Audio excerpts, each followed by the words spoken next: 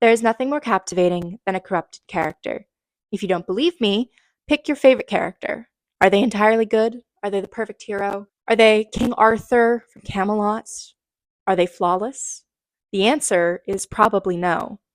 Everyone loves when their favorite heroes go down a darker path, be this in fantasy, science fiction, or even contemporary. Although I'd probably say contemporary is the least likely. Corrupted characters are the most fascinating to hate or love, depending on if they're the protagonist or the villain. Corrupted characters like Anakin Skywalker become infamous villains, while others like Kaz Brekker become favorite antiheroes. Overall, though, a corrupted character is the type of character that your reader will want to keep reading page by page. It is also, coincidentally, the type of character arc that writers struggle with most often. Why? Well, because corruption arcs are hard to track down. But today, I'm going to lay out a step-by-step process into how you can write your next corruption arc or your first corruption arc, and I hope you enjoy. Before we get into it though, my name is Rowan. I'm an aspiring fantasy author and overworked high school student who loves to talk about writing, world building, history, and all of the ways those things intersect. Please like this video, subscribe for more, and comment your favorite corrupted character down below. Let's get into the video. First, I feel we should lay the groundwork for anyone who's just starting out in the writing process. What's a character arc? It's what happens to your character. I'm not pulling out Merriam-Webster for this. That comes later. Character arcs are simply the progression of your character throughout your story, throughout your plot. It's as easy as that. A great example of a character arc is the hero's journey. This is also just a plot structure in general that I'll be making a video on more in depth, probably in April or May. But basically, it's just how your character moves. It's how they go through the story, and it's how they complete actions.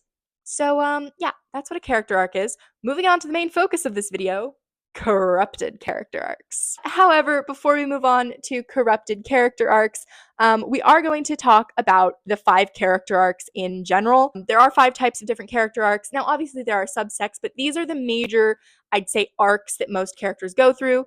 I may or may not break the rules about this in my own writing, but if you're starting out, these are the ones you should know about. There are overall 5 character arcs, as I mentioned, 2 heroic and 3 negative. The heroic character arcs are the positive change and the flat arc. Pretty self-explanatory. Positive change, your character ends the story better than they started, and the flat, they stay the same throughout. The 3 negative arcs, which in my opinion are the most interesting, are the disillusionment arc, the fall arc, and the corruption arc. Don't worry if fall and corruption seem to be the same to you. That's an entire section later in the video. We'll get into that later. I will eventually probably make a video about all 5 of these arcs, or at least the 3 negative arcs, because I think they're the more interesting to talk about and to analyze. But for now, we're going to stick with just the corruption arc. Please note, again, the fall arc and the corruption arc are technically different things, even though you feel like they're the same. The main difference is that in a corruption arc, the character that is going to be corrupted chooses the path that leads them towards their corruption. In contrast, the fall arc is a path in which a character believes a lie or a series of lies that leads them down a path to an even worse lie and potentially a fallen or corrupted worldview. In a corruption arc, a character is tempted towards darkness, while in a fall arc, darkness forces the character to adapt. The simplest way to remember it is simply a corruption arc includes character choice and a fall arc does not. Now, that out of the way, what are the components of a corruption arc? I could talk for a while about this. I'm going to try to make this succinct, so I won't. However, we will briefly talk about sort of a 3-act structure resource. I'm going to put it up on screen for you to just briefly look at it, and I'll link below where I found it. Great article, by the way. So if you want to read more of an in-depth look at this, we're not really going to be talking about that too much in this video. I just wanted to give you the groundwork about it. So as you can see in this lovely little negative change arc graphic, from helpingwritersbecomeauthors.com. You start out with a 3-act structure. I really should make a video on 3-act structure. I haven't had the time yet. I'll do that later. It'll probably include a lengthy diatribe against and or for the 3-act structure. But basically, the hook, beginning of your story, your character understands a truth. About 12%, like midway through your first act, inciting incident. In this case, for a corruption arc, it's the first temptation of a lie. Then about 25% through the book, end of your first act is the first major plot point. This is when your character enters the beguiling adventure world of lie. Then you get first pitch point, in which your character is torn between truth and lie. Midpoint, moment of truth. The character embraces the lie without fully rejecting the truth. Then end of act 2, character resists sacrifice demanded by the truth. Then we get to the third act. Third plot point, your character fully embraces the lie. Then we get the climax, the final push to gain their want. The climactic moment in this one is failure, and the resolution is aftermath. I would like to state that is not a requirement. This implies that a corrupted character will fail. That is not necessarily the truth of the matter, which we will get into more in coming sections. I hope this helps. I just wanted to show you a very simple sort of one book example of this, because as you will see later, a lot of my examples are TV shows with multiple seasons, books with multiple seasons, movies with multiple in a series. Corruption arcs, I find, are often much better over a lengthy period of time, multiple books, multiple seasons, multiple films. And so you'll find that when we get into corruption arcs that are taken up of one season or two seasons, they really aren't as satisfying as they should be, because they don't have the time to breathe. And so writing a corruption arc into a standalone, I would recommend against. It's hard to pull off in a short period. If you're writing like an epic fantasy sci-fi standalone that's like 250,000 words, you can probably pull it off. But in your average 80 to 100,000 word novel, you don't want to try and pull off a corruption arc. There are exceptions. Picture Dorian Gray by Oscar Wilde, I'd say, is a great example of pulling it off in a shorter period of time. But we aren't all Oscar Wilde. And even if we were, it would still be hard to pull off. It was probably hard to pull off for him. So just keep that in mind, that a lot of the examples are going to be multiple installment based. Ooh, I pulled that out of my hat. So the first question that we want to answer here is, why are you choosing a corruption arc? I'd say the most common reason to choose a corruption arc is that they add diversity of character into your story. You don't want everyone to just have a positive change arc. You don't want everyone to just be, willy-nilly, very basic. It will get boring for a reader if you only have the same one note type of character arcs, or if you only have flat arcs, or your main character has a positive change arc. You really want to, spice it up. A corruption arc can be a great way to do that. It also doesn't have to be full-blown corruption. You're going to see that a lot of the people I'm giving as examples, they went full genocidal maniac. That's not what we're talking about here. You can have a corruption arc in which your character is simply corrupted in terms of they started out the series having faith in humanity, and by the end, they are cynical and they abuse the powers that they once used to help others. You can do that. Like, your corruption arc can be that simple, especially if you're writing contemporary. It can simply be a character who grew up in the trappings of wealth, wanting to give it all away, is eventually corrupted and coerced by the greed and the gluttony of all this money. And by the end of the story, they're greedy. They're like, no, you know what? I was going to give away money. Not anymore. I want to keep all the money for myself. Like, that could simply be your corruption arc. It's completely up to you. And that really is the only major reason.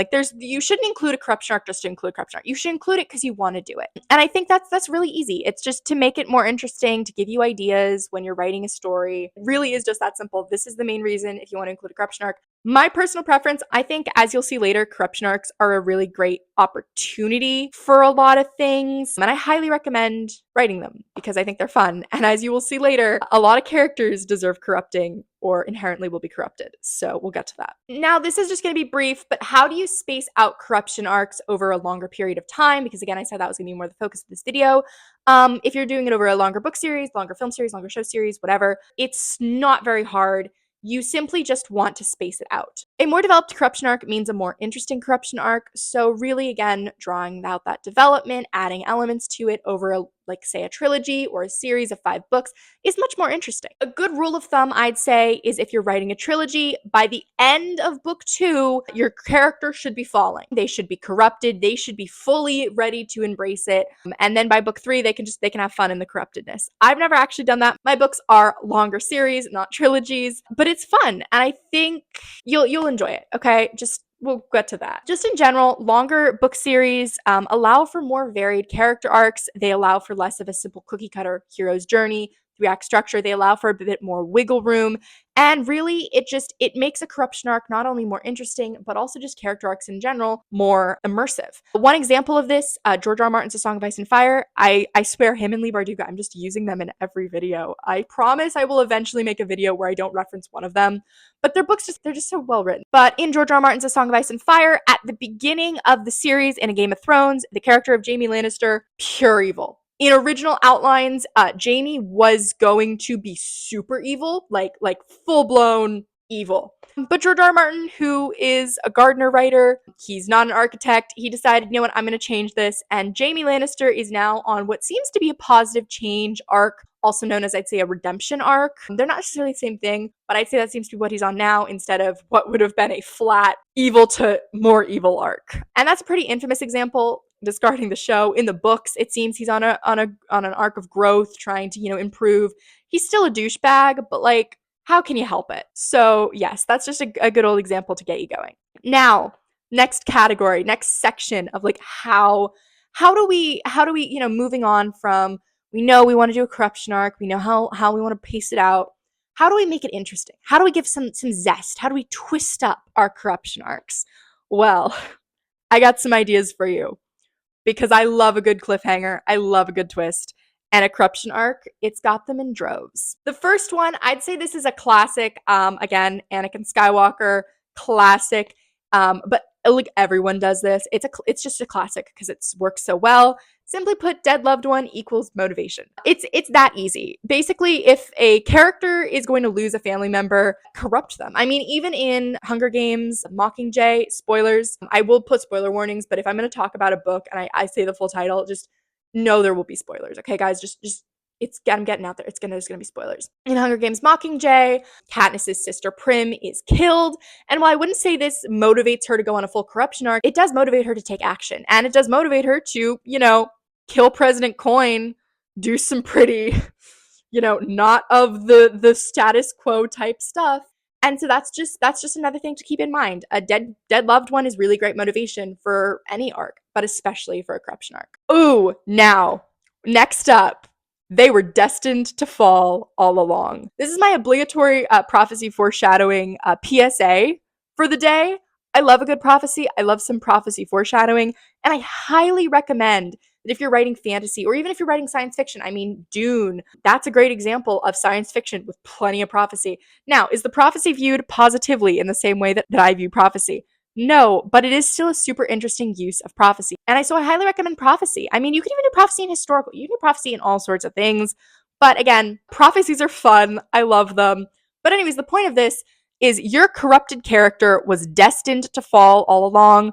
When we get into the examples, I'll go really in depth into specifically Hope Michelson from the Vampire Diaries universe. She's a great example of this and also a fumbled example. But anyways, a great plot point can be for a novel, for specifically a fantasy or science fiction, is a character who is foretold to be, I don't know, the destruction of the world. A good example of this, another one, is the Percy Jackson series. There is a prophecy. It's a big deal at the beginning of the first book, and it's a big deal throughout the whole first Percy Jackson and the Olympian series, in which it is implied that our main character, Percy Jackson, because he is a child of one of the three eldest gods, is either going to save or destroy Olympus. They were foretold to destroy the world all along prophecy.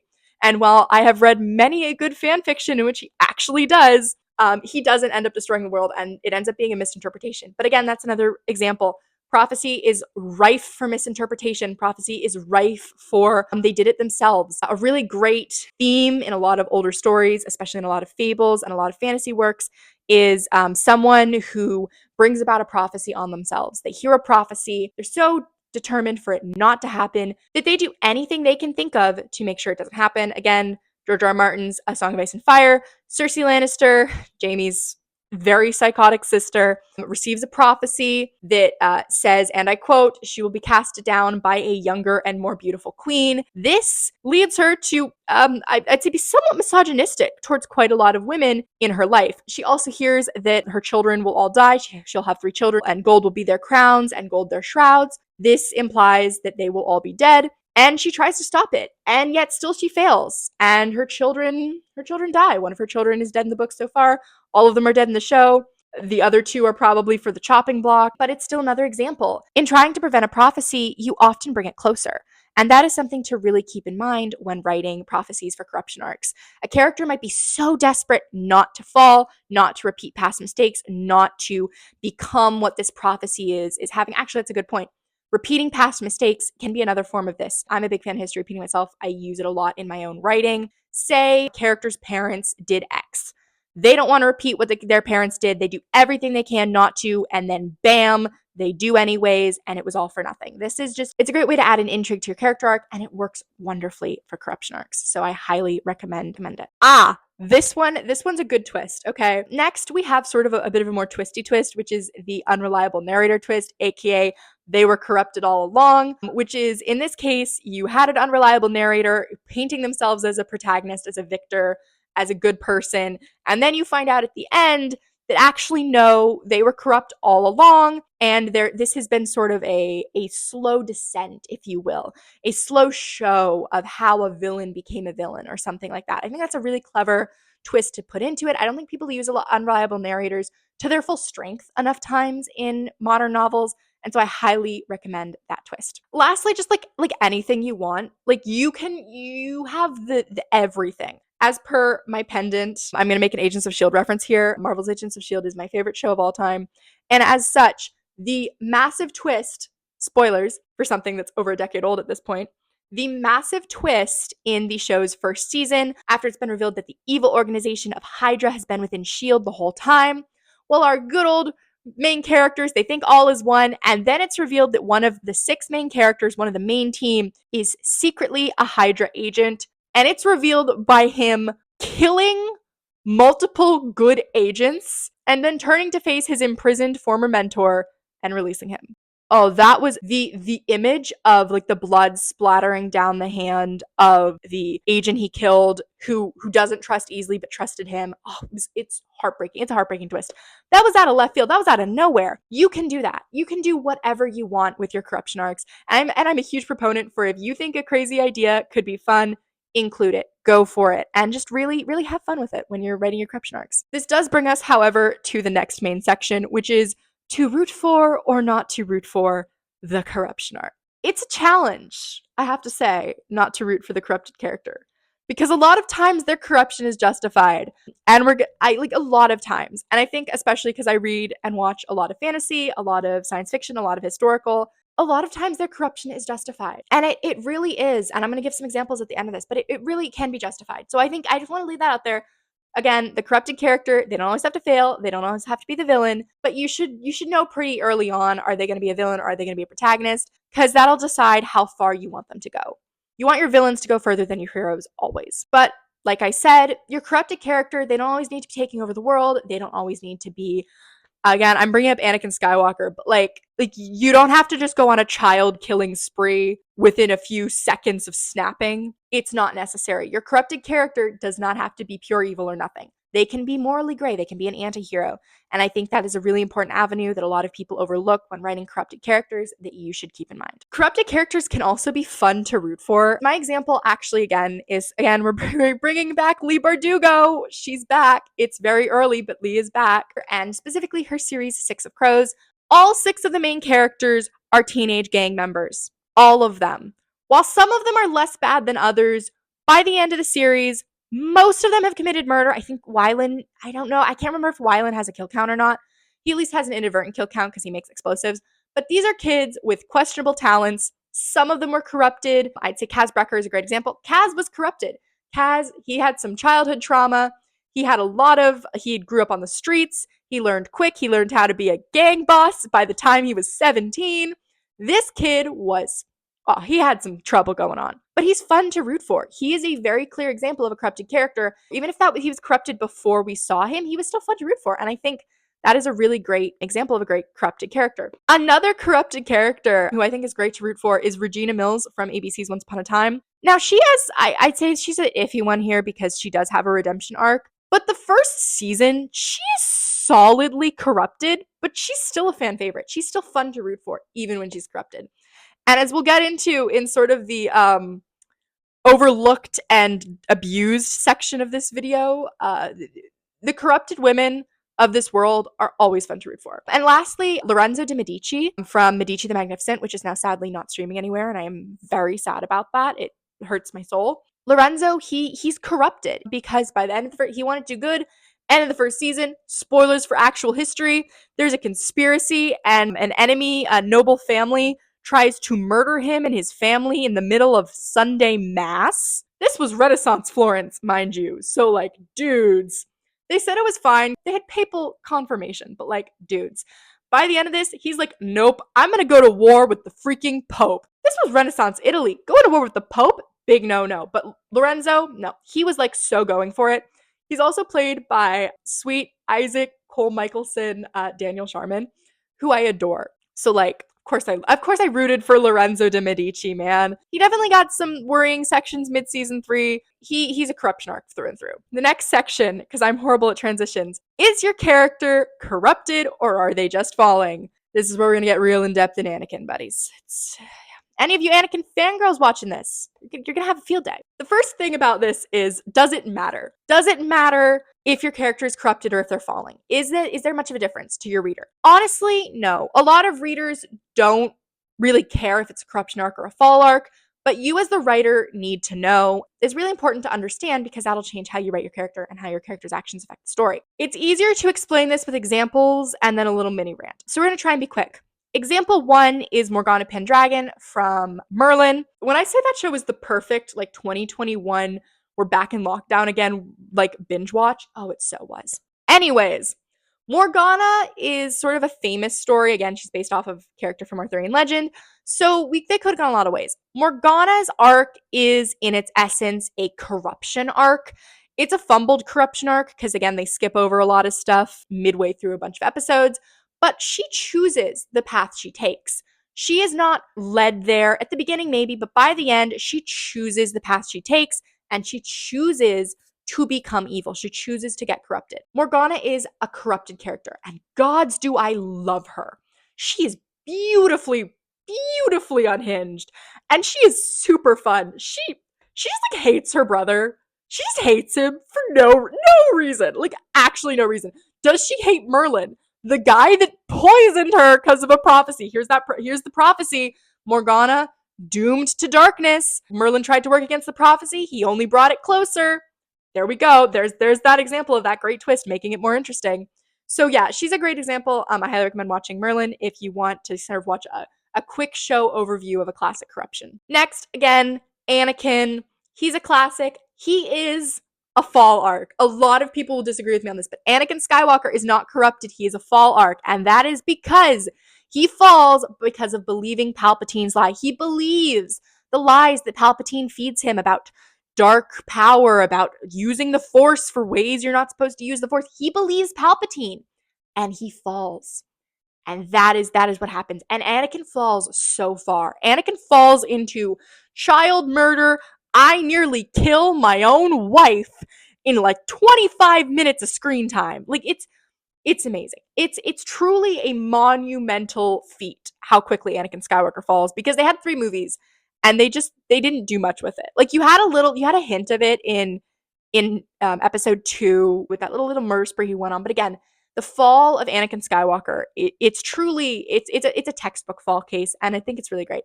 And love or hate the Star Wars prequels, it's a well-written arc. Next, we have Octavia Blake from the 100. Oh boy. So Octavia starts out a relatively normal character. By the 3rd season, we're seeing warning signs. Season 4, full there. By season 5, she has what I'd say full throttle corruption. Between seasons 4 and 5, she becomes, and this is her title, Blood Reina. It means exactly what you think it means in one of the fictional languages for this show. She goes full throttle, like, Roman goddess Artemis, like queen. Like she's got some trauma to work through. But she's a corruption arc.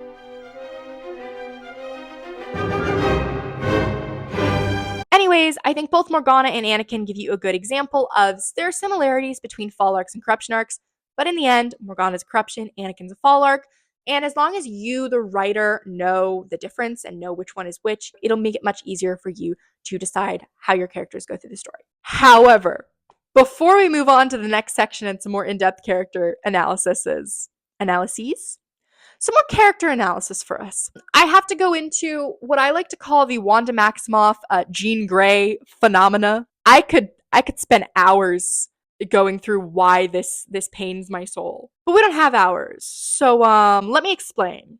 No, too long. Let me sum up. There are many missed opportunities with both of these characters, and this spans most of their iterations, because for those who don't know, both Jean Grey and Wanda Maximoff are comic book characters who have been adapted into films, and the films, oh god, I'm still not over the ending of Doctor Strange Multiverse of Madness. And don't even get me started on Dark Phoenix. Poor Sophie Turner deserved better, man. She deserved to be able to act.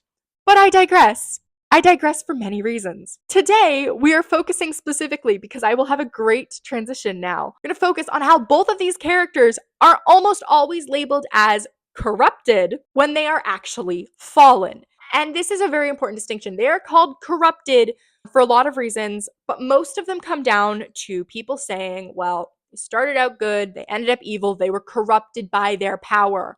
In both instances, the extenuating circumstances and the temptations of lies that they believed, this is a key thing, the temptation of the lies brought them to fall. They fell. They did not get corrupted. They did not go on murdering children. They fell in aspirations of lies they believed. Wanda fell believing the lie that she could get her family back. Jean fell believing the lies told to her about her own power and about her own mind. And when we strip it down to they were corrupted by their power, it really takes away from the true tragedy of both of these characters. However, on the topic of mistreated women in fiction, let's move on to the character examples of failed corruption arcs. Oh boy. Now I'm going to make the first one real quick, because to be totally honest, there are about 70 video essays that are at least an hour long each on this topic, probably some more. But if you couldn't guess already, our first example, our first drum roll, everyone, failed corruption arc is good old Daenerys Targaryen herself in Game of Thrones Season 8. There are many problems with Season 8, none of which we're going to be discussing here. We're just focusing on the failure of her corruption arc and why it failed. And I'm going to tell you in one simple sentence why this failed. It wasn't set up enough. That sentence, okay guys, clip that if you want. That is the reason for all of the failures in the final season of Game of Thrones. It wasn't set up enough. And Daenerys' corruption arc, oh boy, not set up. This woman goes from, I want to free people from the oppression of society, to fascist imagery in 6 episodes or less, depending on how you look at it. A single season of television. They tried to do what I would consider to be a very complex Morgana Pendragon level character arc in 6 episodes. Anakin Skywalker had more time for his corruption arc than Daenerys Targaryen. Anakin Skywalker, guys. And he wasn't even in every scene of the Star Wars prequels. It's crazy. Anyways, let Dany's failed corruption arc be a lesson to all of you. Do not rush corruption arcs. Anytime you rush a corruption arc, it fails miserably. Do not rush it. Rushing it will fail it. Rushing it will hurt the overall strength of your story, and you don't want to do it. Don't do it, please. Moving on to a slightly more personal failed corruption arc is Hope Michelson. I could spend hours talking about Hope Michelson's character arc. I have spent hours creating fandom edits of Hope Michelson's character arc. I love her character arc when I write it. I hate the actual one, because the actual one makes no flippin' sense. So for those that don't know, the background context of this, Vampire Diaries, very popular show on the CW starting in 2009. So it got 2 spin-offs, one of which was the originals about the Michelson family, who were season 3 villains in the Vampire Diaries, going off down to New Orleans to deal with powerful immortal magic stuff, and also the fact that the main villain, who wasn't supposed to be able to have children, the ancient vampire werewolf hybrid Klaus Michelson, having a daughter. This daughter's name is Hope. I know it's cheesy, I hate it too. And Hope was so powerful and OP that she got her own spin-off called Legacies, starring her and the only 2 other miracle babies, the magic siphoning heretic twins. And I love them. They're all great. These girls they deserve better than these shows. Actresses too. Danielle Rose Russell, she acts her ass off. She deserves so much more credit. Like genuinely, I was seeing comments on Alex Astor's Instagram post about like casting ideas that I can bring to the studio, and and when someone said Danielle Rose Russell, I was like, yes, cast her as Isla. I beg you. But I digress. Hope Michelson, she's born. Long story short, spoilers for the originals. Hope's parents, dead. Her uncle, dead. Her family, shattered. And she's at a boarding school. That's where her arc begins. And here's the other crucial thing. The entire premise of the first season of the originals is the fact that the New Orleans Covens believe that Hope, little at that point, unborn Hope, is going to be, and I quote, Nos omnia perditu lm. The child will destroy us all. Yes, the magic overpowered prophecy baby. But you know what the worst part about this entire thing is? The magic overpowered prophecy baby, who the entire time, there are 5 seasons of build up, who is traumatized, who is possessed, who nearly dies. She starts her series adamant against turning evil. You know, she's got some morally gray things. Her mentor keeps going, you're so much like your father. And she's like, no, I'm not. I am not going to turn evil like him. I'm going to be good. 5 seasons of television, then leading into 3 more seasons of television in which she's not corrupted. Harkening back, the 4th season, when they finally go, okay, you've completed your destiny. You've killed the boy you love to stop an ancient all-consuming evil. And you flip your humanity switch and decide to go full-on corrupted and evil. And then they undo it after like 10 episodes. I'm not even joking. 9 years of build-up, maybe even 10, in which this girl is literally described as the Antichrist of the supernatural world. And she is evil for 10 episodes, kills a couple random people, turns one of her close friends into a vampire, and then turns it back on because her mind literally fights itself. When I tell you that I went from ecstatic at a incredibly written character arc to monumentally disappointed in about 2 months when watching season 4 of Legacies live. There is nothing worse than not delivering on a setup. And Hope Michelson is the masterclass in not delivering on a setup. Legacies could have ingrained itself as an amazing final chapter of the Vampire Diaries universe. Instead, it waddled off with a whimper because it didn't have the guts to actually keep its main protagonist evil. Her corruption is a missed opportunity because Hope's corruption is entirely solvable in about 1 episode. She turns back on her humanity. She goes, I feel a bit bad. I did some stuff. Well, whoop-de-doo, now I've got to fight a literal god. And then she does, and she wins, and the show ends with her having spent a few episodes committing some murder, and that's it. The character built up for, at this point, 9 years as the child that will destroy us all ends her character arc smiling on a sunny day in the final scene of Legacies. This is, to put it simply, a tragedy of a missed opportunity. Hope Michelson could have been one of the best corruption arcs in television history, and instead, she isn't. And that is where our lesson from her lies. You do not set up a corruption arc and not follow through. If you set up a character turning evil, if you kill their family members, if you introduce a prophecy that they're going to be evil, you spend years building up this push and pull within them of whether they're going to choose good or choose evil. And then in the end, they choose evil, but then choose good again because good was their default setting. Even when you've built up every single second of this story being about them choosing darkness, you will betray your reader and they will hate you for it. I still hate Legacies. I have not rewatched it once in the 2 years, almost 3 now, since it ended. So this will be a very jarring cut. Usually my cuts aren't this jarring. But fun story, I use my phone to record these videos, and good tip if you use your phone to record YouTube videos is to check your storage before you do it. I did not think my storage would be full, but after filming for about an hour and 20-something minutes yesterday, realized that like the last 20 minutes of my recording just wasn't recorded because I ran out of storage. So that was disappointing. Conveniently, it's the end. It's just the ending. So I'm just wrapping this all up for you guys. But I was a bit annoyed by that. So it is the next morning. It is 20 degrees outside. There are fairy lights on because I've been up since before the sun. And my cat is sort of in the side frame for you guys. This is Cormac. He's precious. And he is there because I thought to reward you if you're this long in the video. Congratulations, you get to see my cat. So that's your reward for sticking around this far into the video. Thank you so much. We shall continue. It was almost done. But yes, that's why I'm wearing a different pink velvet Shakespearean-esque tunic shirt. The necklace is the same though. We're still supporting the shield memorabilia, going for it here. But this is, I can do what I want. So hopefully the lighting isn't too bad. I don't usually film first thing in the morning because sun gets everywhere in this room. But yeah.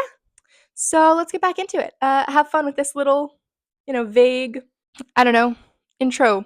Our next example, which is going to be a really brief example about failed corruption arcs, is Alex Bailey and Chris Colfer's Land of Stories series. I love the Land of Stories. I sadly do not have any jewelry or t-shirts to show my love of the Land of Stories, but I own every single book that has ever been written in the Land of Stories universe. I love it. It's like my favorite, like it's one of my favorite book series of all time. But I cannot for the life of me reread the 4th and 5th books in this series without going through some physical pain or something. Like I cannot take it because of the attempts at a failed corruption arc. And the problem with this is it isn't even a corruption arc. Alex's arc in books 4 and 5 and then in 6 is a magical possession. And here is a really, really important thing for you guys to know. No, just don't do magical possessions. Using possession or magic to basically turn a character evil on a dime feels like a cop-out, and your readers will not enjoy it. Every time it happens in something I have read, I have not enjoyed it. Every time it happens, I have been annoyed. So yes, just don't do it. Avoid it when you can, okay? Don't do it. That is not the right way to do a corruption arc. A corruption arc is good when it is long, when it is drawn out, when it is fully developed. And Alex Bailey, in the latter half of the Land of Stories series, is not that. There we go. Also, if you're noticing a change in like my energy levels, sorry, but again, it's first thing in the morning. I'm vaguely still asleep even though I've been up for like 3 hours now since like 5:30. So sorry if the end of this video feels very low energy, but the chocolate bun I had with my eggs this morning has not kicked in yet, and so my energy levels have not ticked back up to their proper form yet. So sorry. But anyways, that leads us on to our final point, which I probably said much more eloquently yesterday, but because I don't remember what I said, we're gonna go through it in a bit looser of a zone, is how I write corruption arcs and why they always include love. This is a very important part of any corruption arc I have ever written, and trust me when I tell you I have written many, even if I've only outlined them because I haven't actually gotten to the books in the series that they get corrupted in yet. But we're getting there. We're working on it. We're building it up. We're developing over a lengthy period of time. That's what I'm teaching you throughout this lengthy video, and that is the key to a really well-developed corruption arc. I feel like this is also the time to release my personal philosophy about writing. When I tell you, if there's one quote I want to be remembered by, and why it's this quote, I don't know, but it is. But anyways, I know when every character I've ever written lives, dies, and turns evil. This is, in its essence, my writing philosophy. This one single sentence encapsulates why I like outlining, how focused I am on characters, and most of all, how eventually every character I've ever written will have a corruption arc in some way or another. Now, again, I've talked a lot about corruption arcs not necessarily being to the full extent in this video.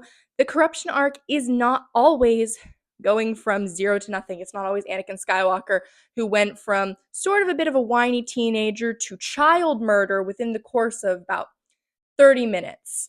And someone's going to correct me on Anakin's age in Revenge of the Sith, and that's fine. Someone's going to correct me on Anakin's age in episode 3, and that's fine. I haven't watched that one in a while, but my point still stands. I do not see corruption arcs like that all the time. In fact, I think corruption arcs have a lot more potential than that.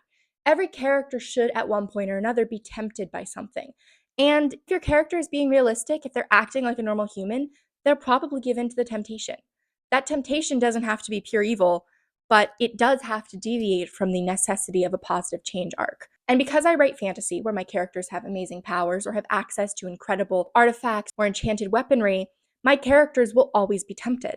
And that is why my characters always have some form of a corruption arc, no matter what. This is also because inherently, eventually, the amount of trauma we put our characters through, because don't look at me as a writer and tell me that you do not put your characters through mega loads of trauma. Don't tell me that they're having a happy-go-lucky time with no tragic backstory, no dead relatives, and no separation from their love interest.